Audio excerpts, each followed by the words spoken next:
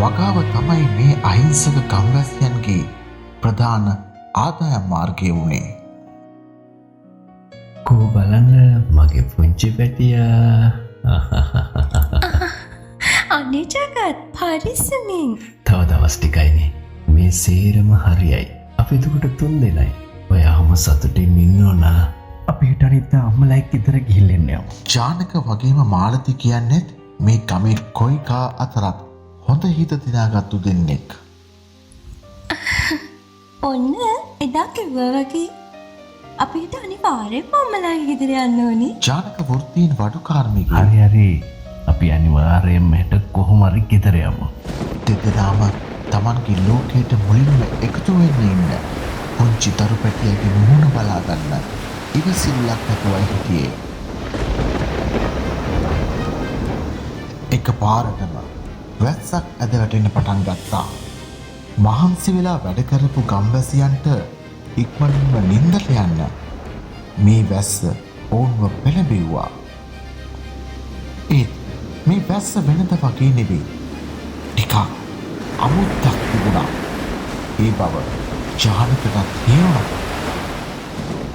ඒ බව තමන්ගේ බිරිඳට දැනෙන්න ඉඩ තිබුණේ නැහැ. හතර වටින්න කොරවමින් අකුණු ගසමින් වහින්න පටන් ගත්තා. අලංකාර කප්කරේ මොකක්ද අමුතු දෙයක් සිදුවෙමින් තිබුණා. ඉතා භයානක දෙයක්.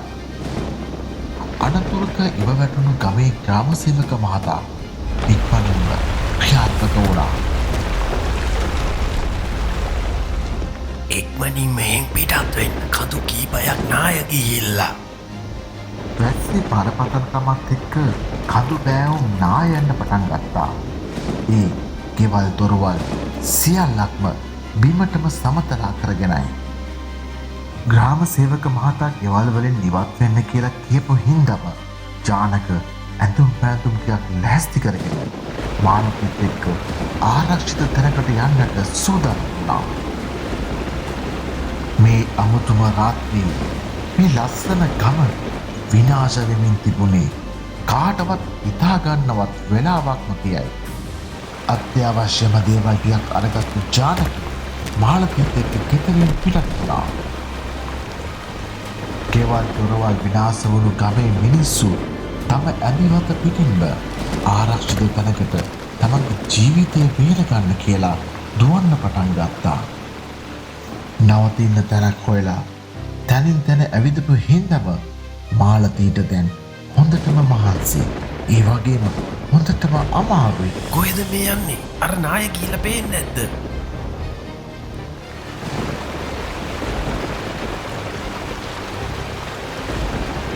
නවාතැන් ගන්න සුදුසු තැනක් නොතිබිච්ච හින්දා ජානකටත් මාලතීටත් සිදු වුණේ අත් පැරලා දාපු පන්න තේ ගබඩාවක නවාතැන් ගන්න. මිනිසුන් අමාරුවෙන් ගොඩනගාගත්තු දේවල් විනාශ වෙමින් සුබාදාම මිනිස්සුන්ට මොකක්ද අමුතුම පණිවිඩයක් දෙන්න හදන බව කාටත් තේරුණා. සේරමාරේ මාලතී ඔයා බය වෙන්නත් වෙන්න.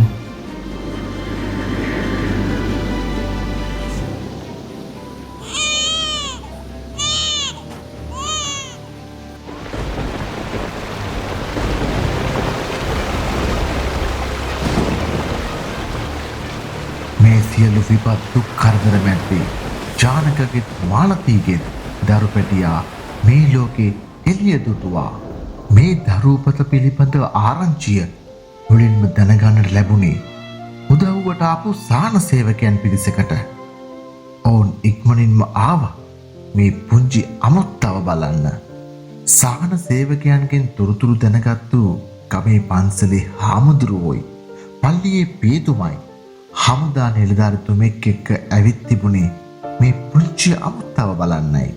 කොහොමද පියතුමා පල්ලිය පැත්ත? ඒ පැත්තට නම් කිසිම ප්‍රශ්නයක් නෑ.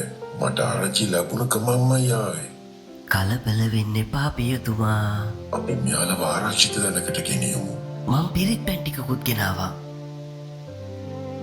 ඉතුරුවට ටික මම බලා ගන්න. අපට දෙවියන් වහන්සේගේ ආශිර්වාදය ලැබෙනවා දරුවා.